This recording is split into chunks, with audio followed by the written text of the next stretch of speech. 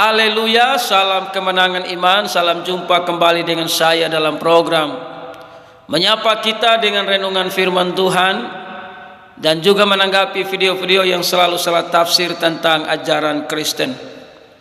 Sebelum saya melanjutkan, jangan lupa tekan tombol subscribe, memberikan komentar-komentar yang baik. Sobat-sobat yang saya kasihi di dalam Yesus, agama Kristen adalah agama yang selalu dihina, diolok, disindir, dibilang kafir, sesat. Kenapa? Karena orang Kristen adalah orang-orang yang percaya kepada Yesus sebagai Tuhan dan Juru Selamat.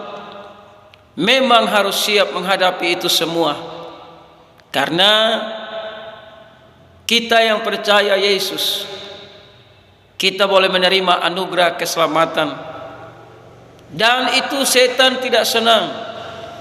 Makanya setan berusaha dengan berbagai macam cara agar menghalangi orang-orang tidak percaya kepada Dia sebagai Juru Selamat yang bernama Yesus Kristus. Berbagai macam cara iblis bekerja, namun iblis tidak pernah menang melawan anak Allah namanya Yesus Kristus Tuhan. Kita saksikan dulu sebuah rekaman video untuk kita renungkan bersama. Islam pun sama kan?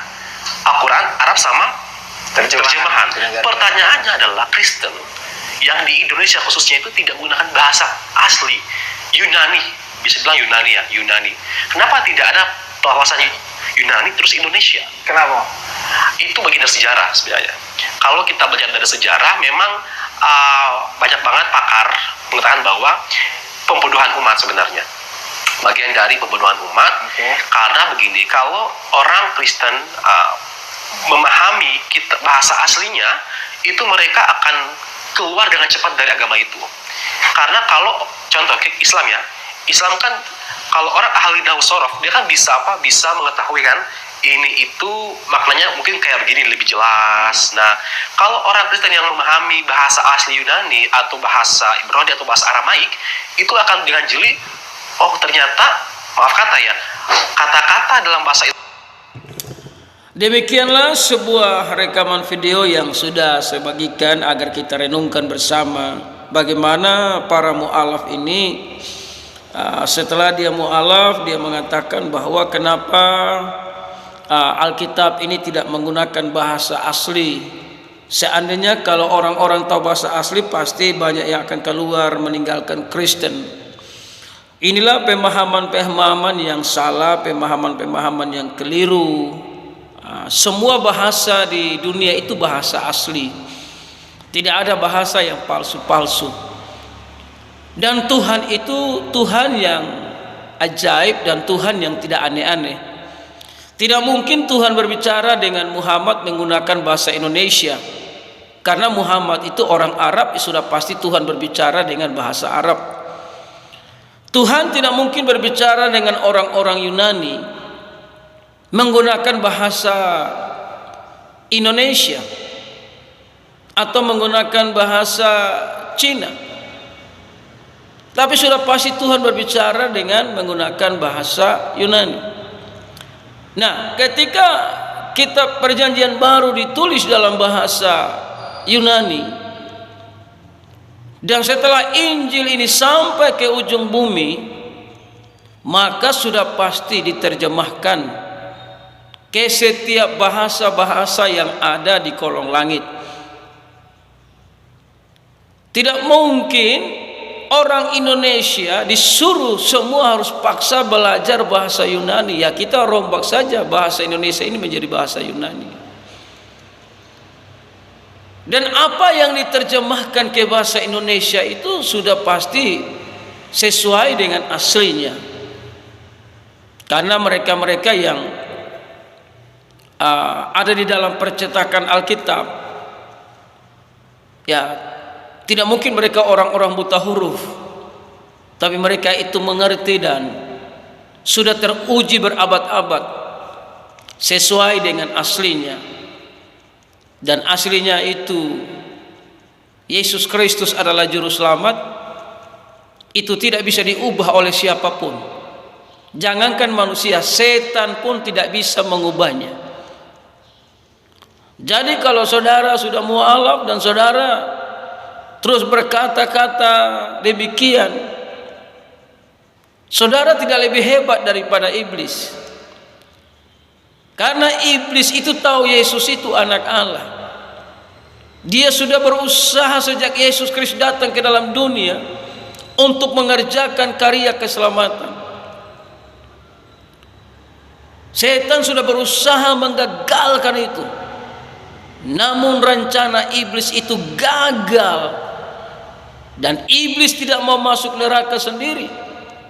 Makanya dia mengajak banyak orang untuk meninggalkan Yesus. Dia mengajak banyak orang supaya tidak percaya kepada Yesus sebagai Tuhan dan Juru Selamat. Namun Tuhan yang kita sembah, Tuhan yang mengerti semua bahasa.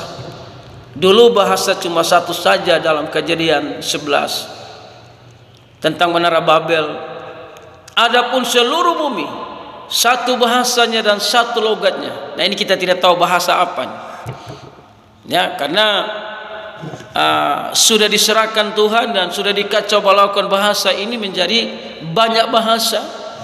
Jadi kita tidak tahu bahasa awalnya itu waktu Adam keluar dari Taman Eden menggunakan bahasa apa, itu kita tidak tahu. Ya, nah, karena dalam Kejadian 11 ini ayat yang ke-6, dan ia berfirman, mereka ini satu bangsa dengan satu bahasa untuk semuanya.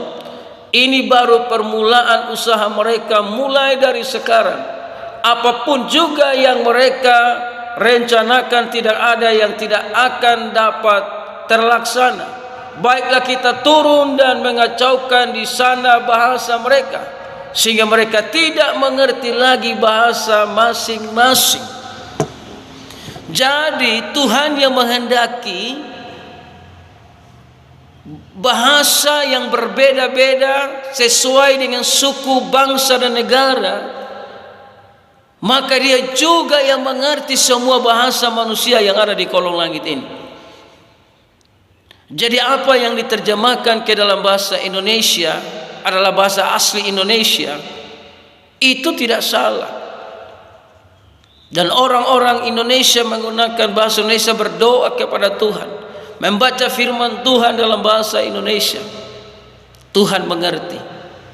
Karena Tuhan yang kita sembah Tuhan yang hidup, Tuhan yang ajaib, Tuhan yang sanggup melakukan segala perkara. Jadi tidak perlu harus menggunakan bahasa Yunani, karena bahasa Yunani itu juga bahasa manusia. Tuhan berbicara kepada manusia dengan bahasa manusia supaya manusia mengerti. Tidak mungkin Tuhan berbicara dengan manusia menggunakan bahasa sorga, bahasa sorga atau bahasa roh. Orang tidak akan pernah mengerti. Jadi Tuhan yang kita sembah itu Tuhan yang tidak aneh-aneh, tapi Tuhan yang ajaib, Tuhan yang baik.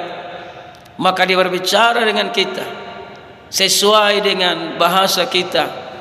Makanya kita baca firman dengan bahasa Indonesia, kita berdoa dengan bahasa Indonesia, maka Tuhan mendengarnya. Intinya hanya satu saja. Alkitab berkata Yesus Kristus adalah Tuhan dan Juru Selamat. Kalau tidak percaya kepadanya, maka pasti binasa. Tapi siapa yang percaya kepadanya pasti selamat. Haleluya.